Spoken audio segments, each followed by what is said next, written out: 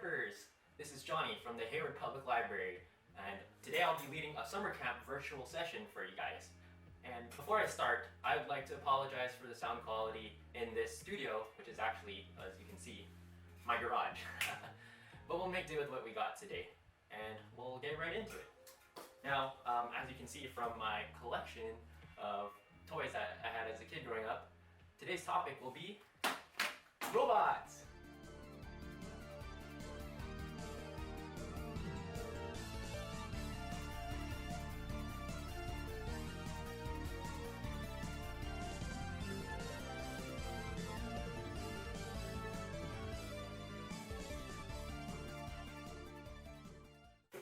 As I said in the intro, we're going to be making a robot today.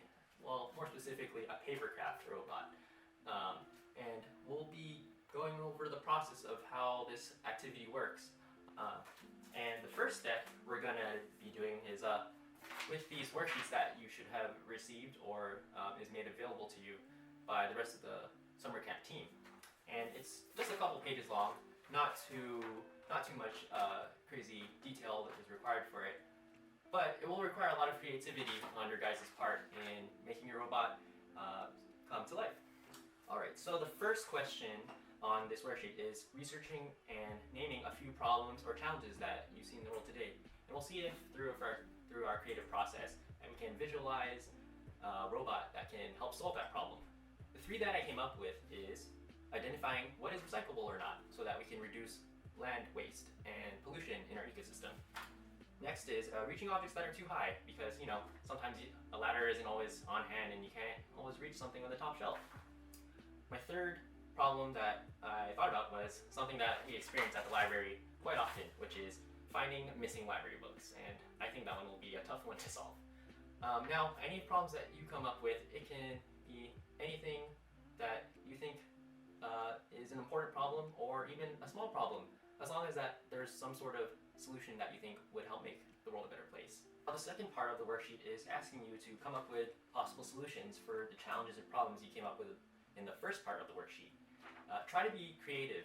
A couple examples that I came up with, for example, for the recycling problem, is a scanning device that automatically tells you whether something is recyclable, compostable, or should be sent to landfill. Or for the reaching objects that are too high, maybe some long mechanical magnetic grabbers that can reach out and grab an item for you. Try not to be too simple with your solutions.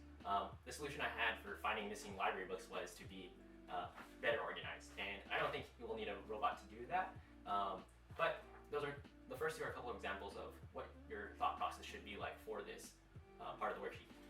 The next two parts of the worksheet is where it gets really fun, where you get to plan what your robot gets to do and also draw it out on the second piece of the worksheet.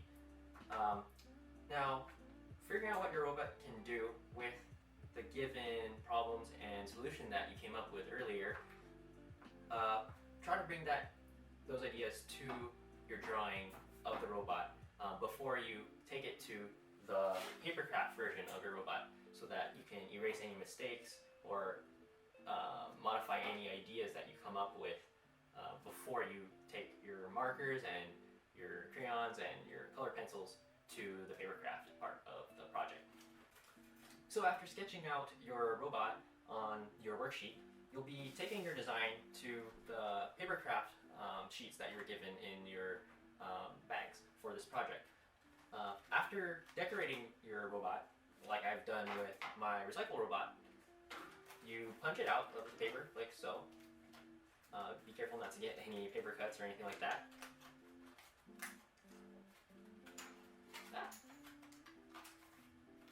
And after doing that, you'll notice there's these little tabs on the bottom of the robot where you can fold them out, and it will help your robot stand on its own. Now, to make this papercraft more exciting, instead of just coloring your robot and decorating it, I'm also going to challenge you to use household items that you can find around your house to add sort of a 3D kind of dimension to your papercraft project. It can be straws, pipe cleaners, buttons, use any glue or tape that you can have lying around the house, and try to make it so that your robot is not just a paper cutout, but also some sort of 3D element to it. So in order to make my my robot recycling companion, or as I like to call him, Robo Recycler, more interactive, I'm going to be using some bottle caps I found lying around, some double-sided tape, and this toy car to make him come more to life. And in order for him to scan and see what is recyclable and not, he's going to need some sort of sensors or eyes. So I'm going to take these bottle caps and just put them on his face right here with the double-sided tape. And now I can see. But also to help him be mobile and not just stuck in one place, I'm going to connect him with the double-sided tape onto this car. And now my Robo Recycler can move around. And with that, we come to the last part of the worksheet, which is asking the camper, what's next for your robot friend? For Robo Recycler, I wrote that he's going to be sent to the Hayward Recreation Department for testing to be used in all the local parks in the city of Hayward. And we'll see what he can do there to help make the environment a cleaner and safer place for everyone. And with that, that concludes today's lesson with the